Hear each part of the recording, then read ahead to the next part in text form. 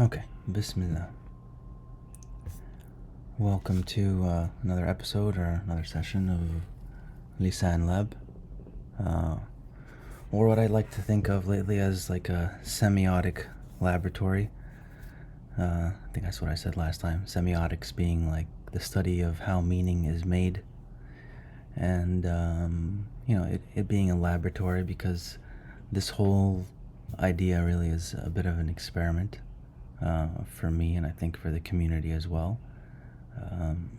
Kind of trying to move away from talking head kind of sessions where people are just talking and there's not a lot of conversation going on. But I think the Mashraba community is, a great place for that sort of thing. And, in the simplest sense, the Lisān Lab is really just about recording good conversations. Because at least it's my personal belief that especially in a world where we're just inundated with lots of information and lots of words constantly, the most important things that we have in our lives are conversations, good conversations.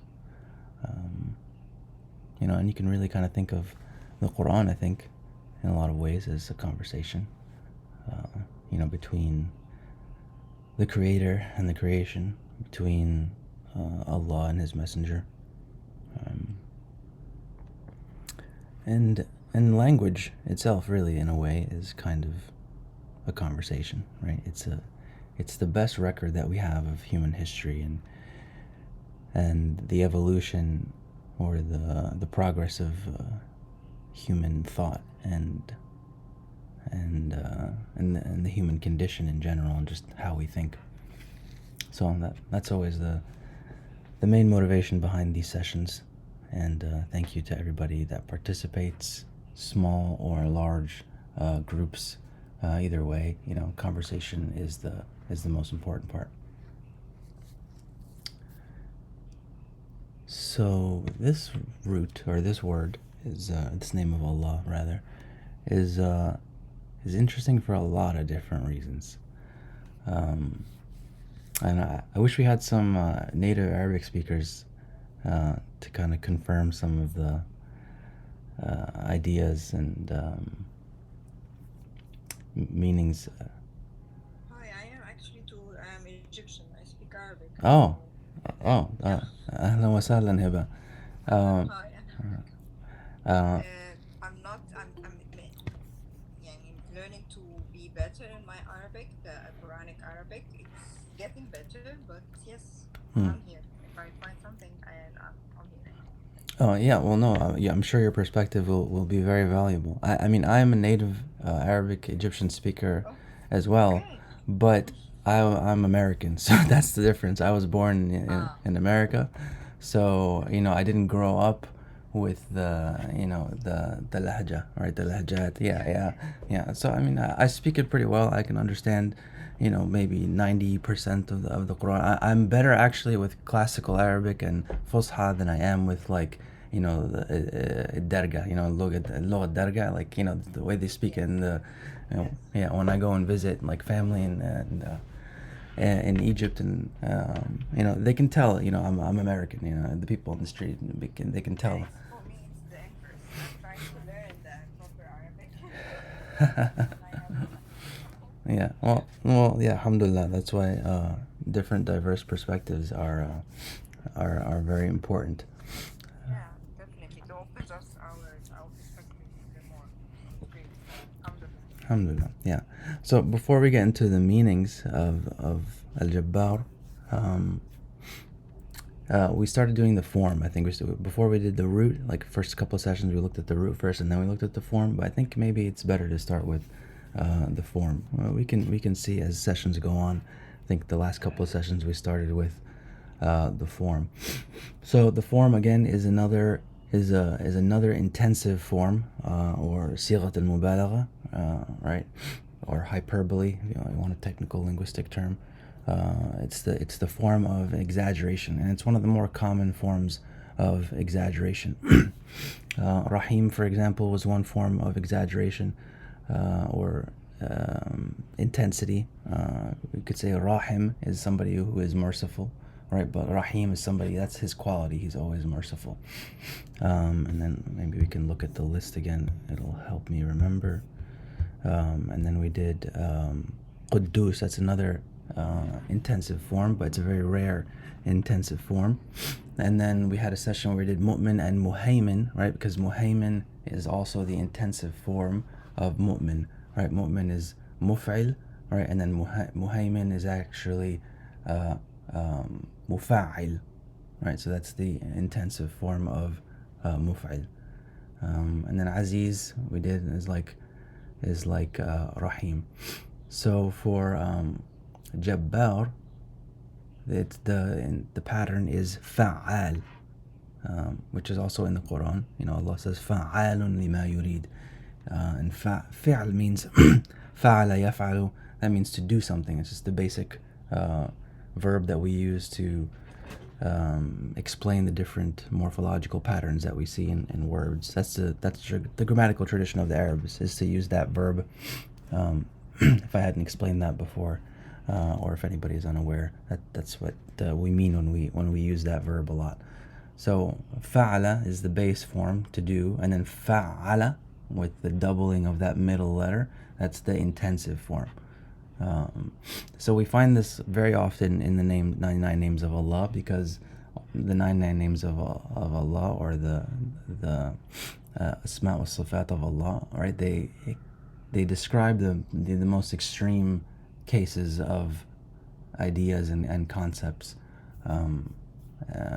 as attributed to Allah, because of course Allah is the greatest and He is the most in everything. Right? So whatever Allah does, we see, we hear, we do things, but Allah sees, Allah hears, Allah does things, but He does them in the most intensive form. So we come across these intensive forms very often. So Jabbar is the intensive form of Jabara.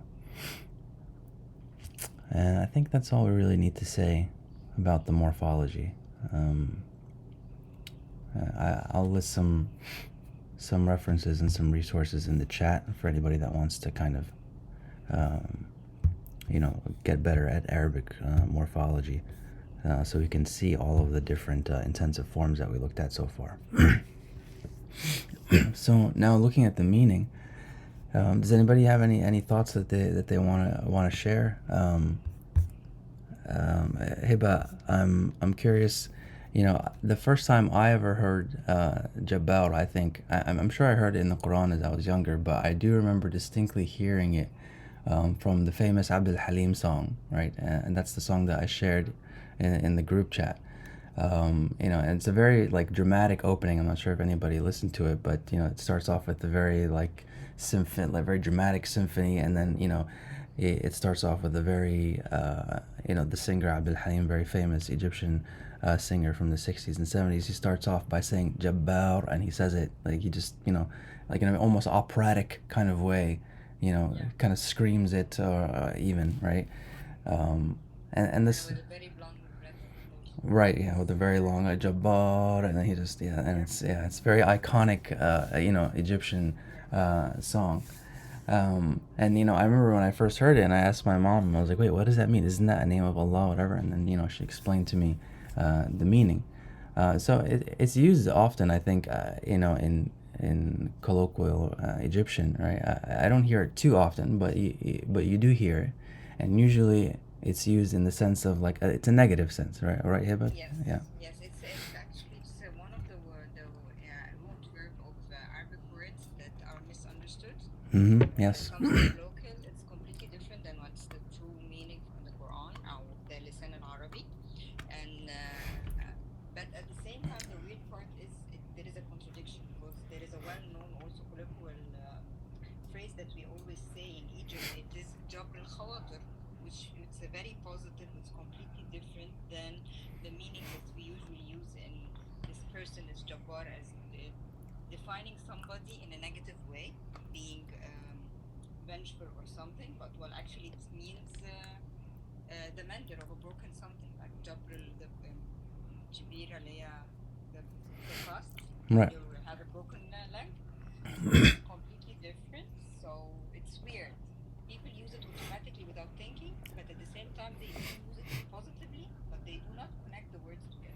They Yeah, don't see it as the same name. They even say that it's the negative way is the meaning of the divine name. They yeah, say he can be very vengeful, but it's not. yeah.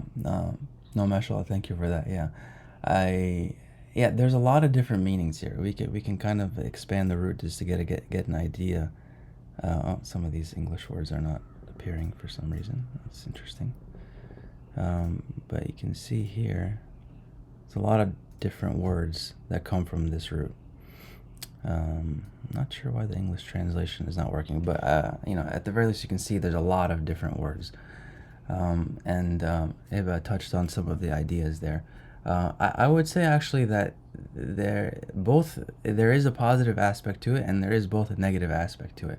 So obviously, we attribute the positive aspect to Allah subhanahu wa ta'ala, but we do also keep in mind that there are some names of Allah. There's Asma'ul Jamal and then Asma'ul Jalala, right? I've heard some people kind of explain it, meaning that there's some names of beauty of Allah, like Rahim and Quddus, and names that make you think of like hope and faith and things like that. But then there are also names that express the power of Allah, and things that should inspire not necessarily fear. I don't like using that word in English because fear is very simplistic in English, whereas in Arabic fear is much more complicated, but there are names of Allah that should kind of increase your taqwa and make you more aware of Allah and His power and His majesty, and how everything goes back to Him. He is the ultimate source. So let's see. So yeah, to go back maybe to the song, right? The song by Abdul Halim Hafiz Jabbar, or Gabbar, as we say in Egypt, right? And my wife always makes fun of me for that because we're very different from a lot of Arabs because we don't pronounce the jim properly. We say Gabbar, but every dialect has their own different idiosyncrasies. But the song is about unrequited love, or even maybe I don't know the lyrics that well. I was gonna take a look, but I forgot about it. But I think the lyrics are basically about treachery and unrequited love, and disappointment in love, right? So Abdul Halim is using the word Jabbar to mean like somebody who doesn't care, or somebody who's cruel, right? Or somebody who doesn't understand how much they're hurting the singer or the speaker or something like that. So that's why this name is often misunderstood, right? It's also I've heard that it's also a name that is used a lot by criticizers of Islam, to say that this religion is a religion of violence and cruelty and punishment and all this stuff, and they use this example of Al-Jabbar. Like, look, what one of the names of Allah is Al-Jabbar, which means somebody who's cruel or unsympathetic or inconsiderate or something like that. And I think you can even see here in the translation, maybe we can just add both English and Arabic to see where it's often translated as the compeller. This translation also has the restorer. I don't remember exactly where I got these translations from, so forgive me for that. But the compeller is, often one translation of Al-Jabbar. But as there's definitely a problem with this root. Okay, let's just go back to just the Arabic. Oops. So there's lots of different words that come from this root. Does anybody know any besides? Has anything come to anyone's mind? There's an interesting point here actually about how language works in our heads sometimes, right? Sometimes two words are very, very closely related linguistically, but we don't realize it at all. and we don't pay attention to it at all. And I think this kind of reflects the state of the human being, as being like ghafil, or unawares of his own his own nature, and even the words that he speaks. Sometimes we don't even realize what we're saying because we never took the time to really think about it, or we just kind of take it for granted. Um, but does the root sound familiar to anybody? There is a very common English word um, that comes from this root, if anybody uh, remembers. There's also a very common Arabic word. Sorry? Oh, I didn't think of that. I don't know where jabbering comes on. Jabber to jabber. I don't know where that comes from actually. Um, Maybe. I don't know. Um,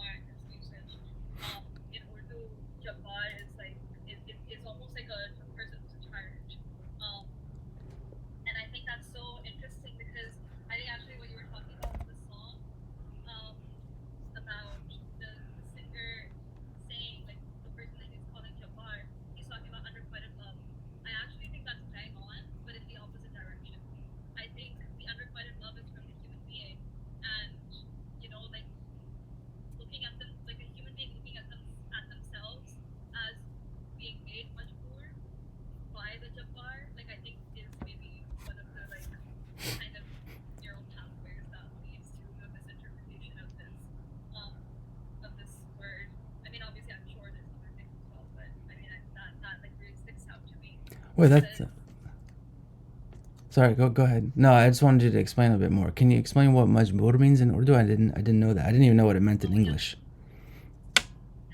I mean Arabic. Sorry.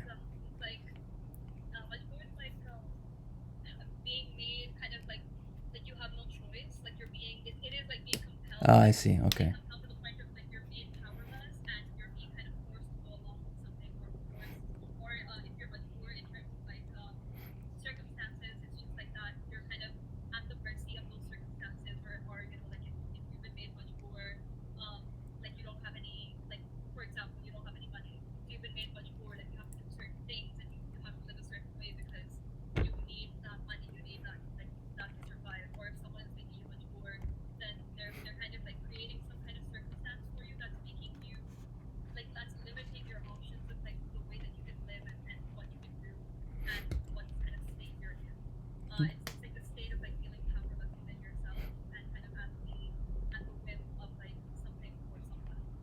Yeah, no, that makes perfect sense with the Arabic. I've never heard the word in Arabic used. Actually, Lane here has it listed as, or has it defined as, a woman possessed by a jinn. So that's really, but it also says this is held to be of weak authority. So, so maybe that's a mistake or something in the text. But that's really interesting. I mean, majbur has the pattern of maf'ul, which is the passive participle or the receiver of the action. So that makes perfect sense. That you find that in Urdu, but very surprising. Um, is it common in Urdu, or is it just like? Oh wow, okay, very interesting. Okay.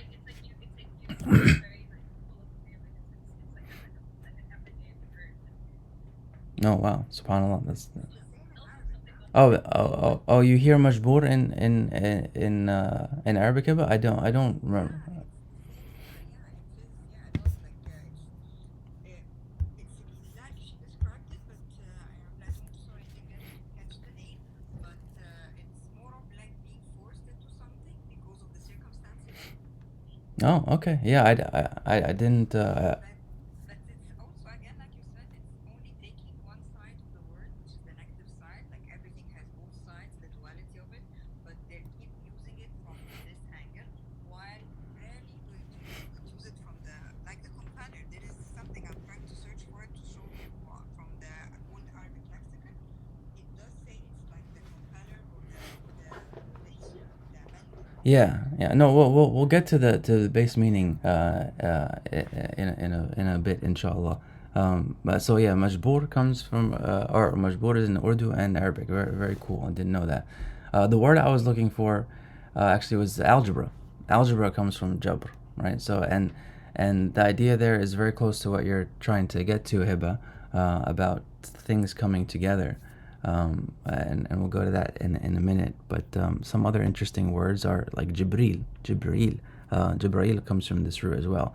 At least according to Lane. Maybe this is something that I need to do a little bit more research in, but it has the same letters. I always thought this was maybe like an older Hebrew word, or because in English we also say Gabriel.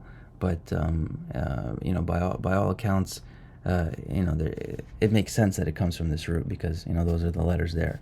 Jibril, Jabir, common name that you hear as well.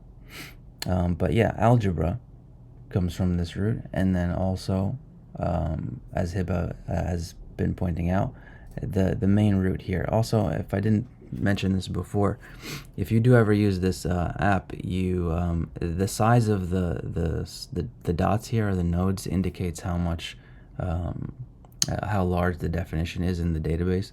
So as you can see here, Jabara has a very long entry here, but the base idea here is actually to set a bone, right, or to splint it, or to reduce it, from a fractured state. And the idea really is that, so when you do that, what happens is, the bone heals, right? Like if you break a bone and then you set it in a splint, or actually I think Jabira is also a word that comes from this root, which means a splint. I'm not sure where it is on this graph. But yeah, so that's the basic, or the most basic idea of this root, right? Is to set a bone, right, or to bring it to a healed state, to restore it, right? And I think this, you can find here Jabr, right?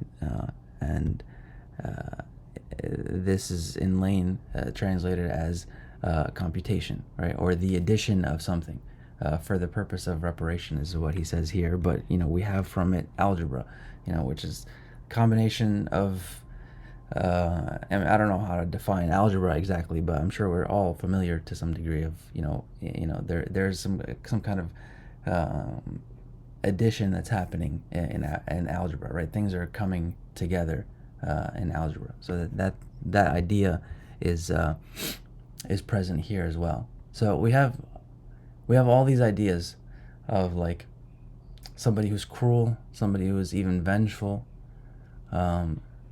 something coming together,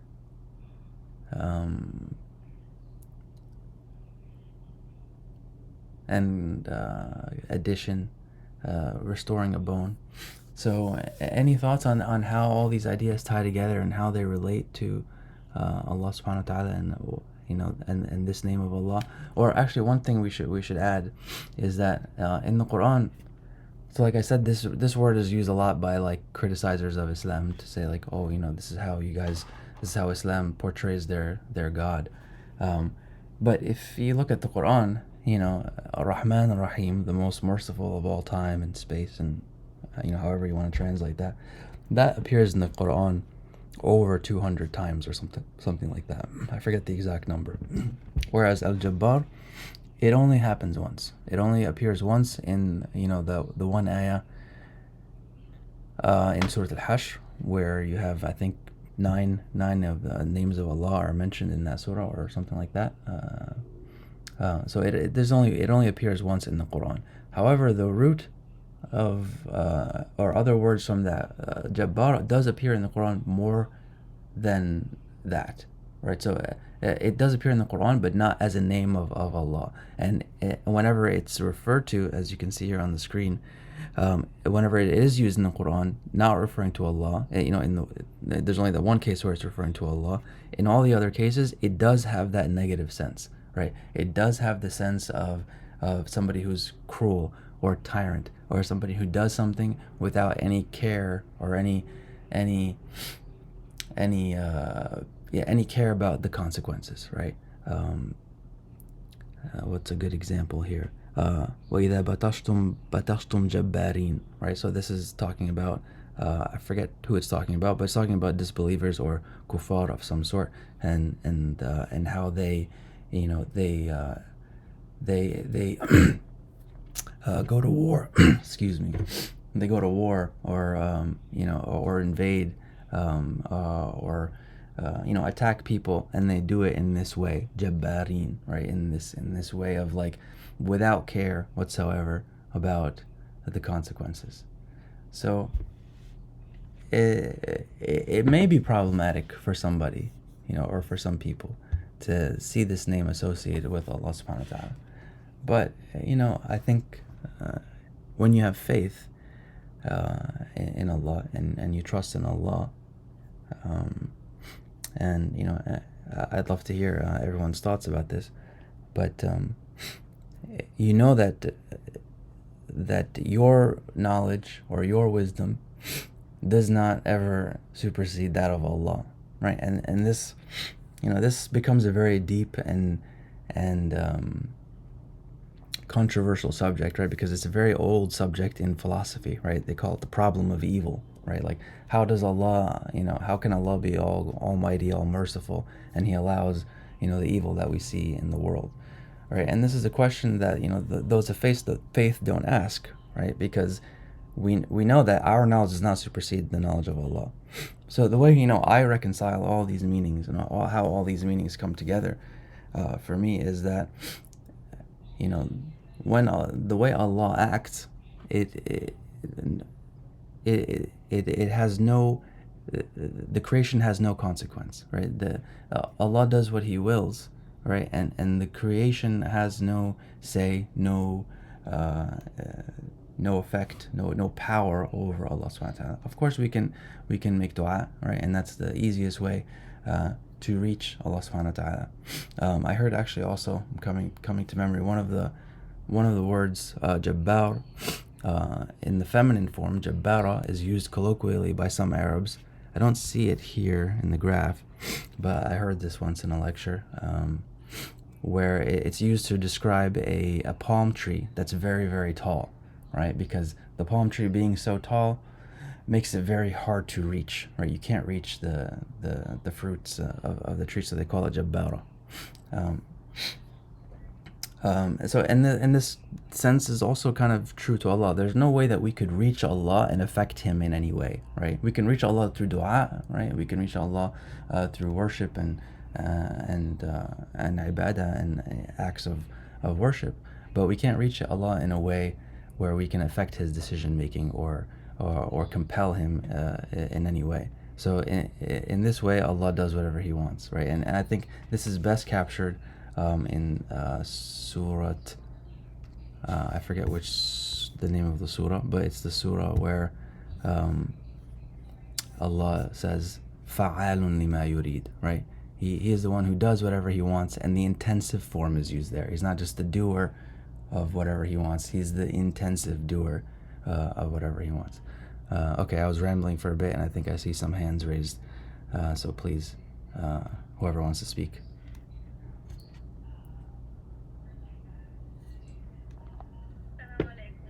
Alaikum assalam.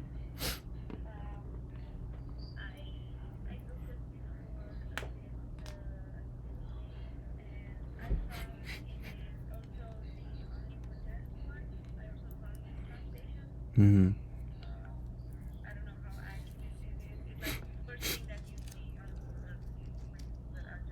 Yeah. Yeah.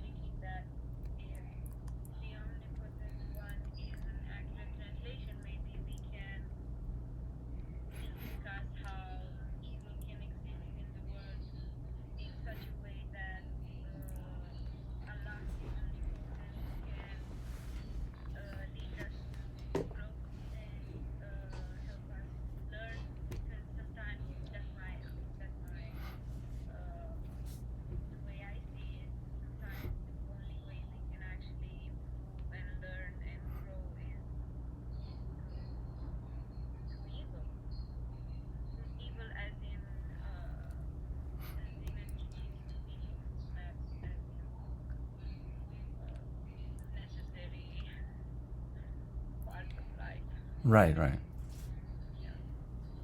Yeah, I think omnipotent is a fair translation. But for me, the goal with these sessions is that no translation is going to be 100%, right?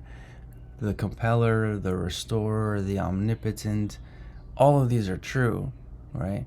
But there's like, that's why I kind of like the graph, because it kind of gives you like a visual representation of how big the meaning is or how vast the meaning is.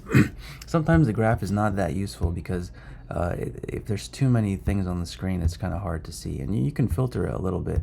But sometimes what you can do instead is you look at a table, which is a little bit more helpful sometimes. Um, uh, Unfortunately, the translation is not working that well for this route, which I'll have to fix. But yeah, jibara. I said jabira, but jibara is the word for a splint. Yeah, so even restorer, right? So like that's why no translation is going to be sufficient, right? Because you have omnipotent, but then you also have the meaning of restorer, right? Like we said, the base meaning of the verb, the base verb meaning is to set a bone, to restore a bone, for a bone to come together and to heal.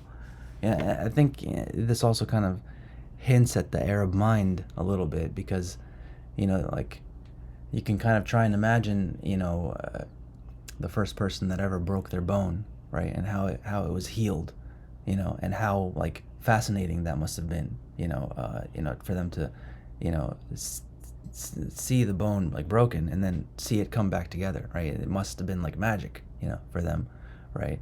And and when you think about it, subhanallah, it is a miracle, right? When you think about it, the way that biological life forms heal themselves, right? It's there's nothing that we can create as human beings that even comes close to that, right? Like, and it almost does seem like magic. We have science now, and we understand like cells and mitosis and I forget all those terms we learned in science, but we understand a bit more about how these things happen, right? And that maybe takes away a little bit of our awe and our amazement of the creator over his creation.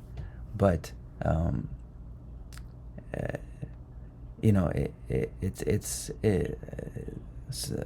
I think for me this name it makes me think about that, right? Like when I hear Jabbar, and I think this name is used often in times of difficulty, especially when there's war against Muslims, when there are people suffering, there are many dua, that ask for Allah to be indiscriminate in His punishment against those who put Muslims through suffering, right? And the surah that I'm thinking of, where Allah says He's fa'alun lima yurid. In one of the words that's used in that surah is batsh, right? So like Allah says that His batsh is his grasping, His seizing is the most intense. And so we seek that side of Allah. Like we also seek the merciful when we commit sins and when we do things, or when we are in despair. We seek the beautiful names of Allah, As-Salam, Ar-Rahim. But when we want justice, when we want, when we feel we're wronged, when we feel that we see crimes and things like that, then we think of Al-Jabbar and the more Al-Qahhar and the names that kind of inspire or remind us of Allah's strength and Allah's power and His ability to do anything and to met justice out. Where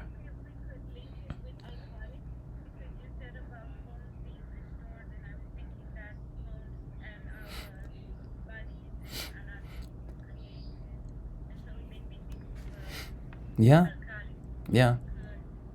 Yeah, I mean, you can link anything you want, in no, but No, but I don't mean it like, facetiously. I mean it honestly. In language, like, everything is connected, right? All sounds are connected. We only have like 20 something sounds in all languages, right? And from those 20 something sounds, we get hundreds and thousands and, millions of words. Okay, maybe not millions, but, we get so many words just from those 20 sounds. So everything is linked, right? And that's, also a part of what these sessions are about.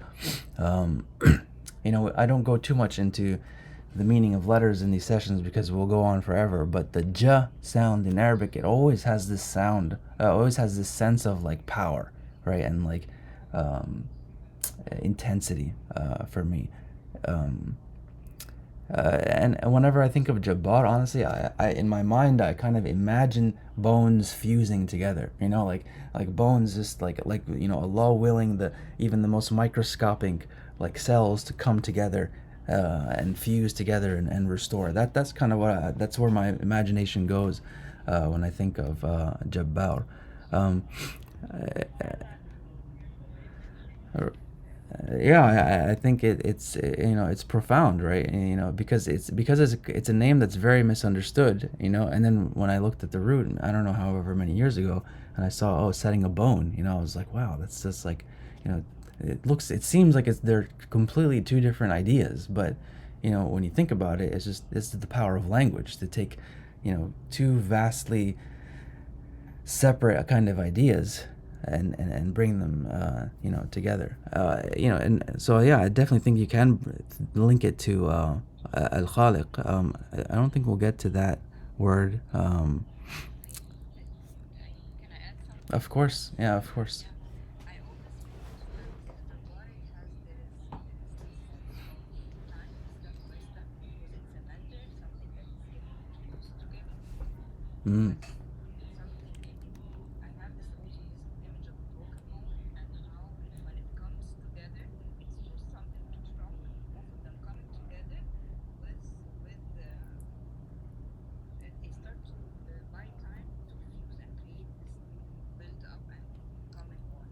So there is a sense of time in it also. Yeah, So that there's a next steps to it. yeah, no, that's very interesting.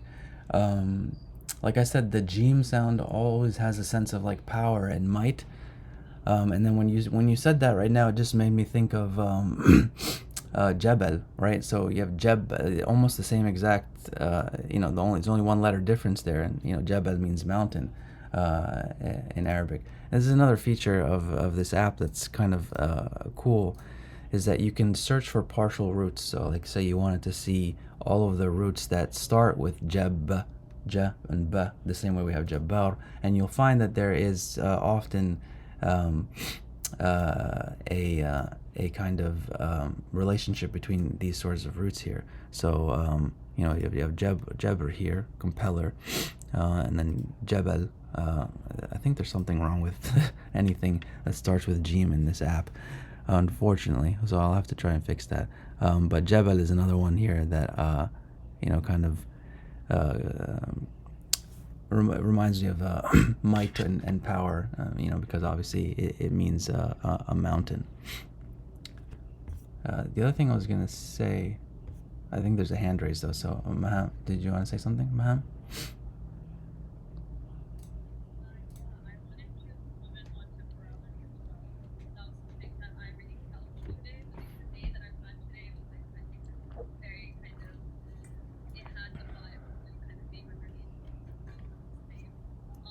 Oh, wow.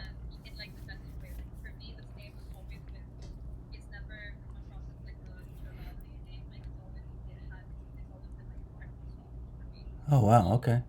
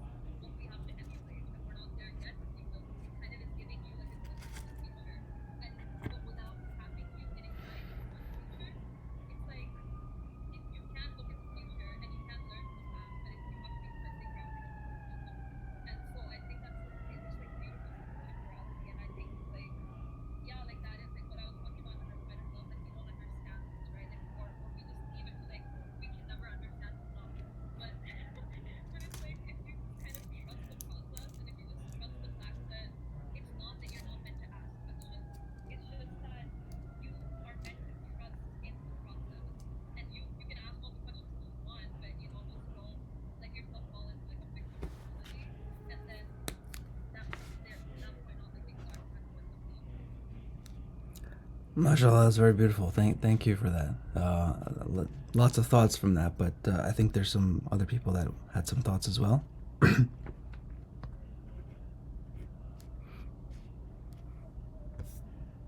Oh, maybe they're just hands that stay up after you. I don't. Yeah, whoever.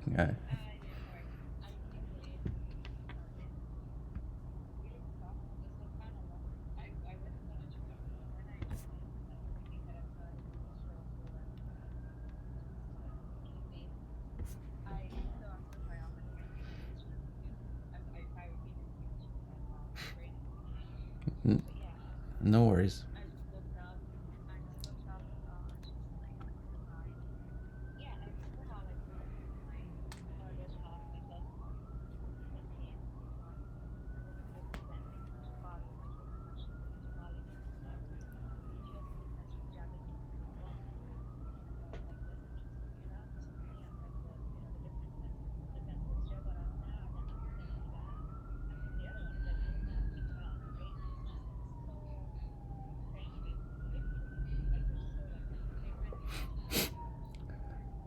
Could you sorry? Could you just explain some of the Arabic that you're saying? Because that.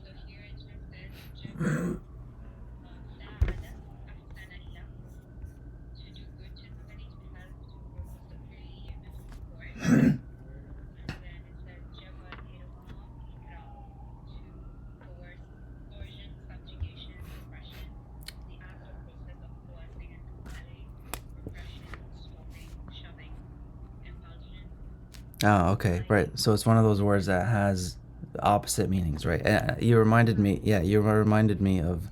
But continue. Yeah.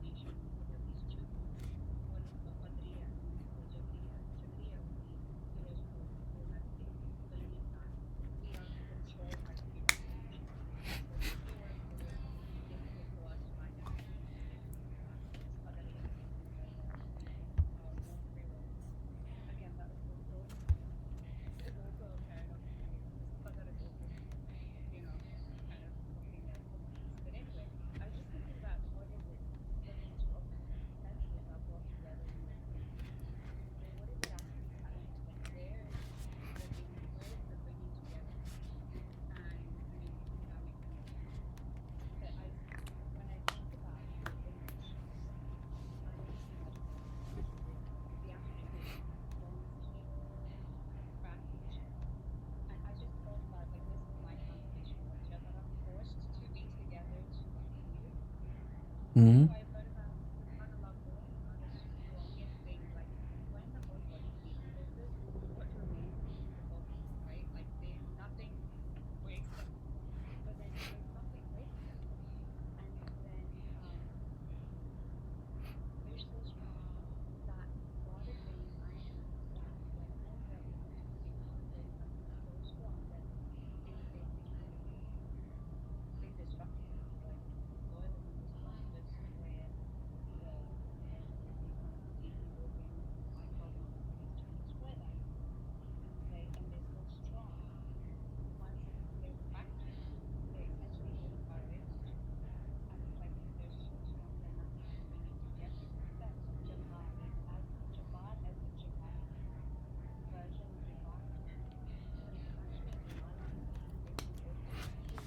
Hmm.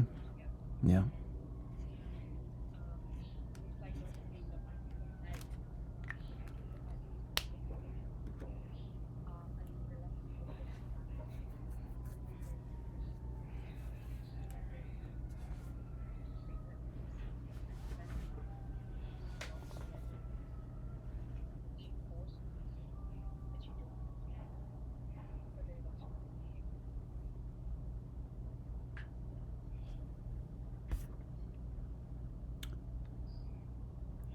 Mashallah. Thank you for that. Yeah, I think that's very true to everything we've been saying in the theme. Hey, but did you want to say something?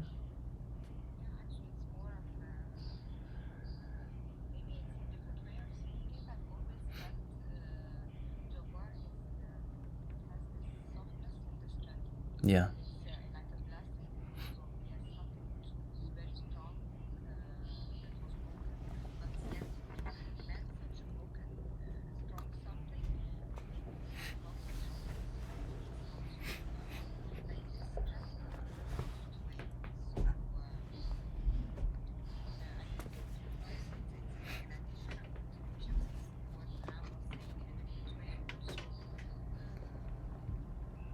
I didn't catch your name. It doesn't work. I'm not good with so I'm not seeing the names. Uh, I'm not good with remembering names. So I think there is this softness in such a strong word, and the strength in itself is the softness, is the blessing of something that can be mended, and and the hope and the yani. I think I made it. I hope I made it clear.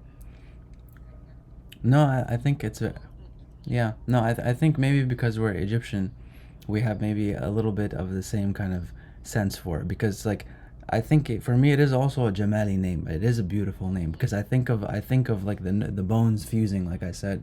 But at the same time, I also think of Abdul Halim. I think of, unrequited love and like cruelty, and I don't associate those things with Allah, but I associate the idea of like power and unstoppable power, with Allah. And I think that's, that idea is there as well. And the idea of temporality, yeah, I think that's, like I said, just, it takes time for a bone to heal, right? And I think that's very embedded in there. I think also, if I think Jabr, I think I saw it in here. I think it's also, one of the older significations is, oh yeah, right here. So yeah, the A thing, these markers here, A3, A2, they mean like a different meaning, like a really different meaning. So here it says a king, right? So Jabr is also used to mean a king, but it can also mean a slave. So it's one of those words in Arabic that have two completely different meanings, um, which is interesting. Um, Also, I think, Maham, you reminded me of like a line of poetry, or maybe it was in here. I forget who reminded me, but it goes something like, القلوب إذا تنافر ودها مثل الزجاجة كسرها لا يجبر, which says, the hearts, indeed the hearts, when their wood, when their love, when their intense love is lost, they are like glass bottles. Their breaking cannot be restored. So obviously it's a poetic thing, because Allah can restore whatever He wants, but it helps me kind of ground the meaning of things coming together, things being restored. The last thought I had was something I've been thinking about, and I don't know if anybody has any idea, or maybe this is like an open question we can do some research about. But when you look at the names of Allah, especially the first 10 or 9 or so, because those are the ones that come in Surah Al-Hashr, in that one ayah. هو الله لا إله إلا هو الملك القدوس السلام المؤمن المهيمن العزيز الجبار المتكبر له الأسماء الحسنى. So المتكبر will be next week, and that'll be the last name that we have in that ayah. But I often get this like sense that like the names are kind of paired almost, right? Like Al-Malik Al-Quddus, right? The king who is the most holy. As-Salam kind of stands out by itself, but like Al-Mu'min, Al-Muhaymin, like those seem like they're very closely paired, right? Because you have the base form and then the intensive form of that word, like, or a base word Mu'min, and then Muhaymin being the intensive form of that word. And then Azizul Jabbar, they also seem kind of paired to me a little bit, because Aziz, as we said last week, he's the one that we related it to the hard ground, al-ardul azaz, right? Like our ground that cannot be penetrated, right? So it covers that one aspect of Allah that you can't affect Him. You can't you can't reach him and stop him or do anything to him, right? He has that honor, he has that izzah. But then Jabbar, it covers that the power that we talked about last time, right? Because last time we were talking about, well, what is strength? Is what's the difference between strength and power? I think I kind of at least settled on the idea that strength is kind of like, not passive, but like it's your ability to resist, right? It's your ability to fend off anything. Um, Whereas power is your ability to attack, it's your ability to move, it's your ability to push. So, I'm not sure exactly if these names are paired. Like I said, these first nine up to Al Mutakabbir here are in the Quran. The rest are scattered throughout the Quran. Some of them are not in the Quran at all. So, it's an open question there. I think I heard a hand raised. Zinira, did you want to say something?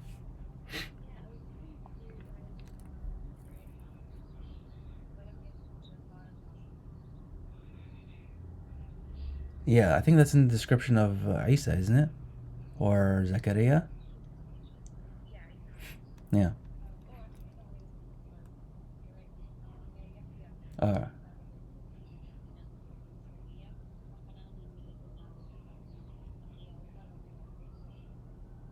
right, right.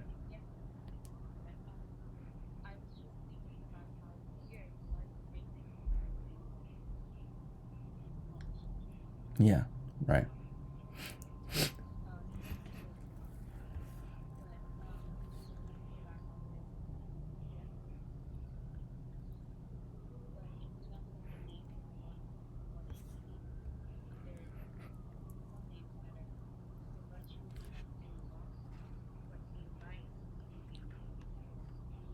Oh, wow. Yeah, right, yeah.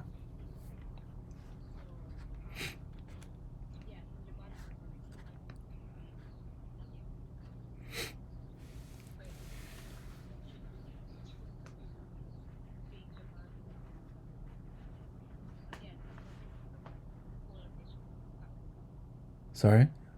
What? Yeah, right, right. Yeah,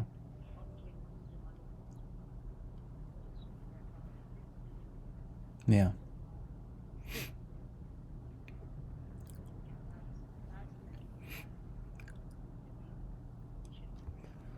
No, that's a beautiful point. That's a very concise and perfect way to say it. We mentioned briefly before how Jabbar's Al Jabbar is mentioned only once in the Quran, but there's I think 10 times where the root or Jabbar does appear in the Quran, not in reference to Allah, and you can kind of see here, um, or sorry, there's 10 mentions of Jabbar in the Quran. Only one of them refers to Allah as. Here, it's interesting. I didn't notice this before, but Corpus Quran has it translated as the irresistible, which is curious translation. But all of the other instances of Jabbar here, Jabbarin, Jabbar, this is all referring to disbelievers or enemies of Islam as being tyrannical or insolent or ruthless and cruel. So yeah, that's a beautiful point that some of the names, um, are positive attributes for Allah, but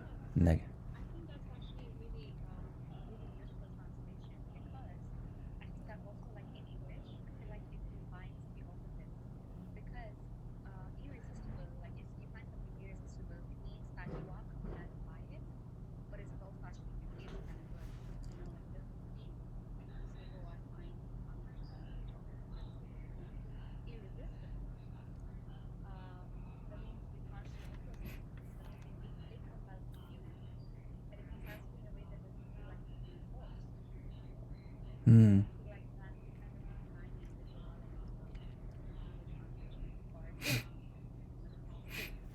yeah, I'll have to do some research and decide who came up with that. I mean, at the first time I saw it, I think a couple of years ago, I was thinking maybe the person meant that like that Allah is like uh like nothing can resist his I don't think that's how we use irresistible in English. Maybe there's like a way of using it that way, but I thought the idea of the translator was that like everything that Allah does like cannot meet resistance. That's kind of how I understood it. Um, I don't know. I didn't follow exactly what you were saying, Znir. If you want to repeat it, but yeah, I mean it's an interesting translation at the very least. Yeah.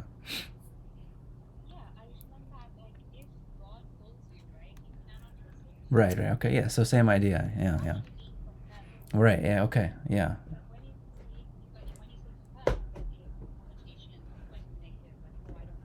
Ah, I see. I see. Okay.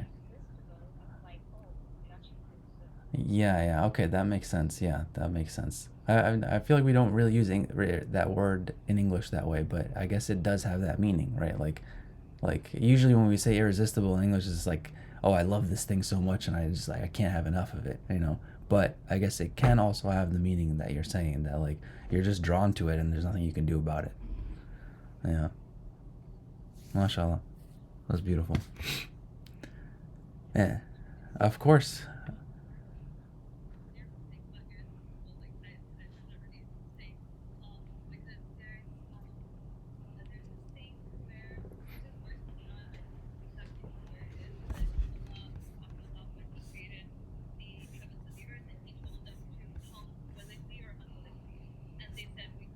Hmm. Yeah.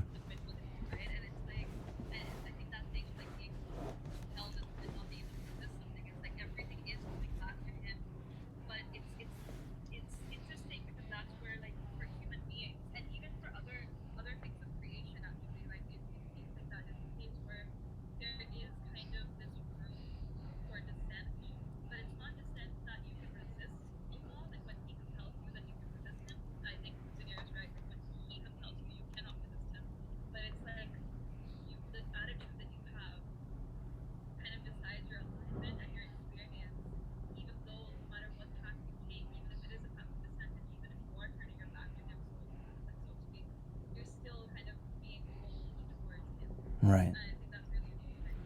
Yeah, yeah, that is very interesting. Very, very, very interesting. MashaAllah. Beautiful thoughts. Thank you so much, everyone. If there's no other thoughts, usually what I like to do, I guess, if I remember, is to take a look at the anagrams here. I have not done this yet, so it'll be a surprise for me as well. But you can see here if there's any interesting anagrams. If we. Okay, so there's Jabr. Baraja. Baraja, as far as I know, usually means for something to kind of extrude or come out or exposed. Jaraba, as far as I know, usually it has the meaning of to try something or even experiment something. Bajr, I don't know what Bajr means. Rajab. Rajab is one of the months. I think it's one of the months of the Islamic calendar. I think it means, if my memory is not failing me, I think it refers to spring. Actually, maybe this will be easier. Oh yeah, I forgot these. For some reason, these words don't translate properly. Well, yeah, there are some fruit for thought. If anybody wants to look into these meanings a bit more. Rajab, I forget what.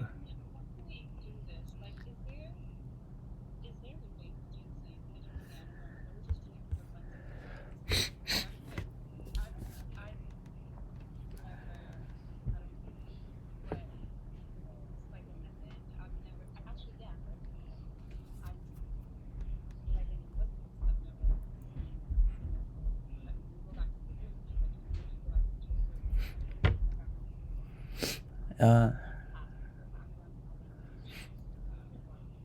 I definitely think that I definitely see there's a pattern.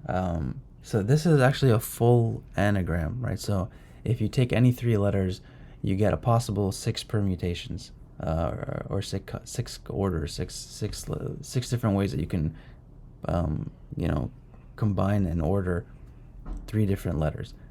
Most of the Arabic most of the words in, or most of the roots in the Arabic language don't have all full six like this. There's only a few that I know off the top of my head, like hamala. ham, ha, like all ha, mim, lam, like all those, like there's six.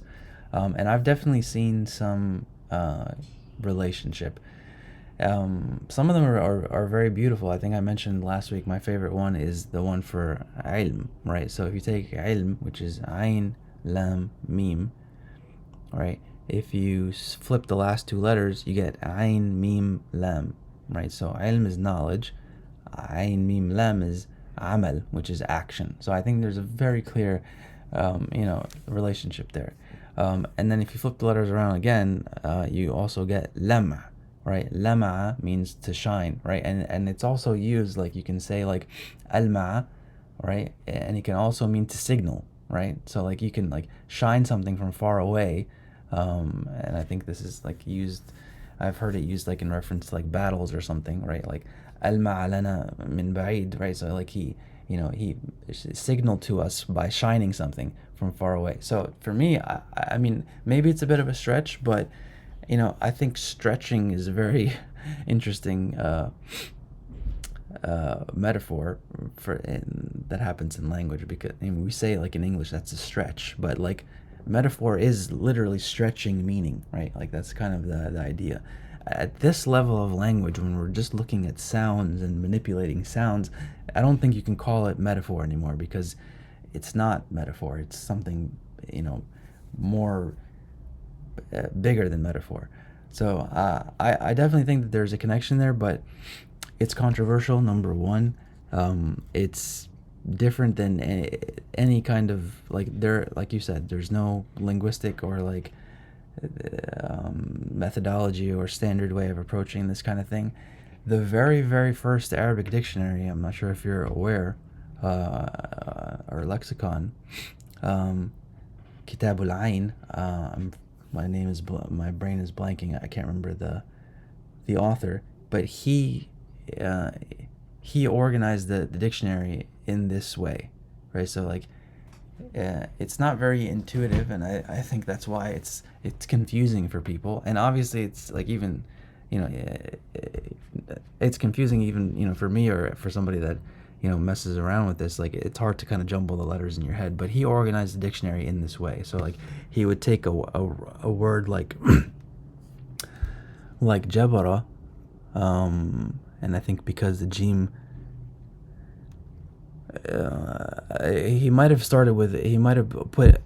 put all of these words under bajr, right? Because ba is first, and then jim would be next, and then ra. So he actually organized the dictionary in this way, right? Because he saw that kind of thing, and that was like the very first dictionary that was ever created. So it's controversial, but in Arabic we call it maqlubat. There's not really a lot of theory as to like why there are relationships between these words, but I think it is kind of for fun, but I think sometimes interesting ideas come to mind. I think it's related a little bit to my research in cognitive science, and kind of like my research is focused on like how we learn and the origins of language. So that's mostly my interest, right? Because if you think about how language evolved, right? If you try and kind of imagine how it evolved, like I said, like a little bit, I guess like maybe an hour ago, all languages come from about 20 something sounds, right? We all languages have about 20 something sounds, and you combine those sounds in different ways to get hundreds and hundreds of thousands of words, right? So the base set is around 20, right? And then if you combine those 20s into binary pairs, you get about 700 base pairs, right? And not all of those are going to be meaningful. In Arabic, most of them are, but that gives you like the very first like set of meanings that you might have in a language, right? And then when you add that third element, then you get thousands of roots, right? Then you get a bunch more. So you start with 20 something, you get about 700 once you marry them all together, right? You get these like basic binary pairs of sounds, right? And then and I think that binary set of sounds has, very is fundamental to to language and to cognition and the way we think, right? Because those are like very, very basic ideas, very, very basic kind of. Um, Often, what I see is like the idea of separation and union. That's usually, like a lot of words in Arabic, at least, when you look at just those binary pairs, words that just have, or roots that just have two letters, most of the time the meanings have the idea of separation. And then the other idea that you see often is union, or things coming together.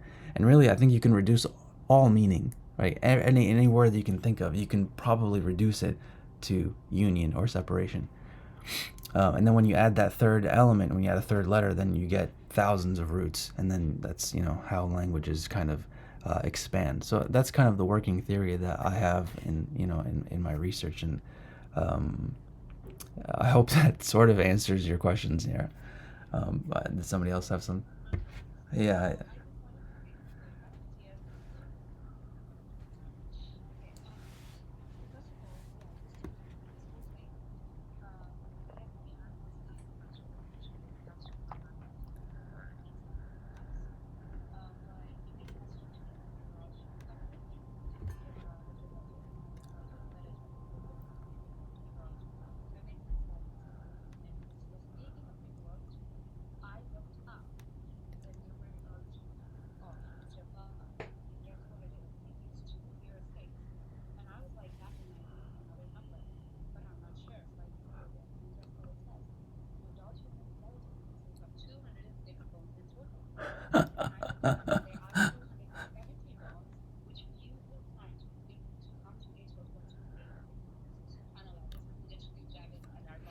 Wow.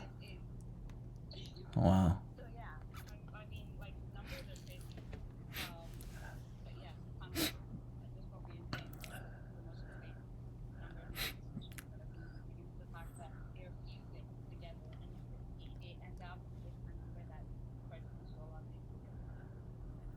Yeah, I don't know much about numerology, but I have read some things that relate like the maqlubat to or roots, so and names of Allah, and things in Arabic to numbers like that. So yeah, maybe there's something there. If you have any resources on that, I'd love to look into it a little bit more.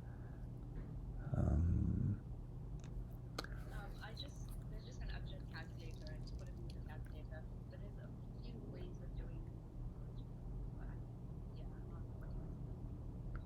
yeah.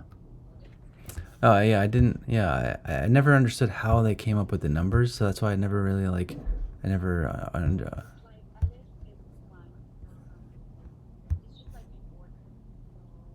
But doesn't it jump? Like it's not like one, two, three.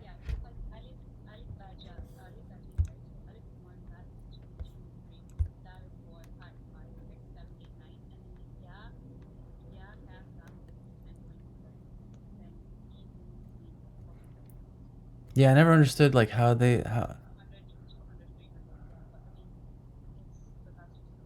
Yeah, do you have any idea like why it jumps like that? I never. That's why I never understood. But that's. Hmm. Yeah.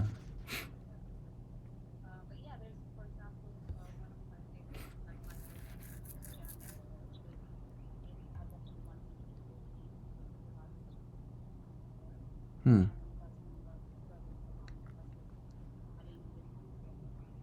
No. Wow.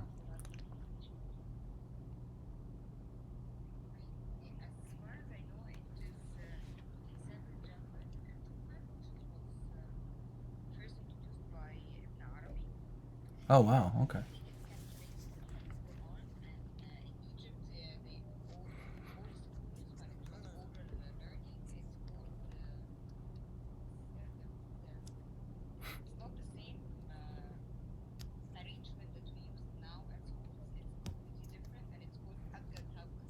Yeah, أبجد هوى حطي كلمة. Oh, right. Okay.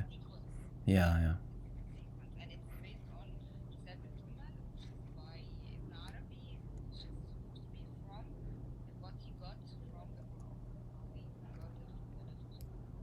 Yeah. Yeah. Yeah, if anyone's not familiar, so like normally the alphabet in the way it's taught now in modern times is alif ba ta tha jim ha, you know.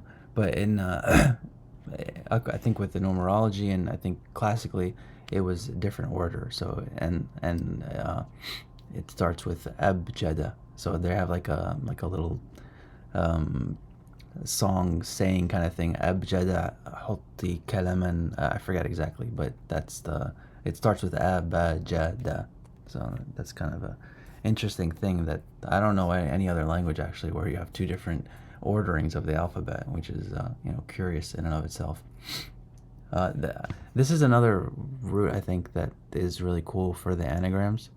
حلم, حمل, لحم, لمح, محل, and ملح. So one of the basic things that I usually see when I look at the anagrams is that, like I said, there's union and separation in if you look at like, very basic words in Arabic. But when you look at these anagrams, often what I see is that some roots are very concrete and some are very abstract. So that's kind of what I see here. Like here you have like lahm, which is literally flesh, haml, which is to carry something, and I forget what the other one was, but contrasted to like lamh, which is like a glance, or mahal, which is like a store or a state, you can even say, and hilm, which is like one of the names of Allah is shares this root, and it can mean dream, it can mean to be very patient. So yeah, I often see in the anagrams this kind of idea of like abstract and concrete, and that's also part of my research, is that like how do we learn anything, how does meaning form, and this is not just my research but part of like what's called embodied cognition. And some people believe, some of these cognitive scientists believe, that the base operation of the mind is metaphor, right? Like we don't understand anything, we don't learn anything without grounding it to physical reality in some way. So any kind of abstract concepts, and that's also, like I'm saying, part of the goal of these sessions. So, there's lots of different angles that we can look at, how the mind makes sense of the world. And anagrams is just one of the very maybe strange and far removed ways of doing it.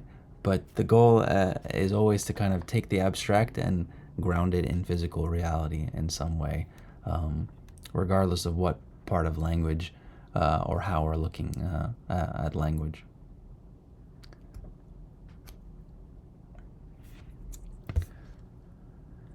Well, if there's no other thoughts, jazakumullah khair for your participation and your thoughts. Beautiful session again, mashallah. Jazakallah khair again to everybody.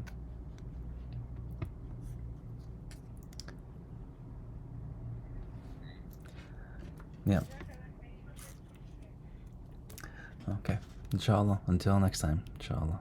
Assalamu alaikum.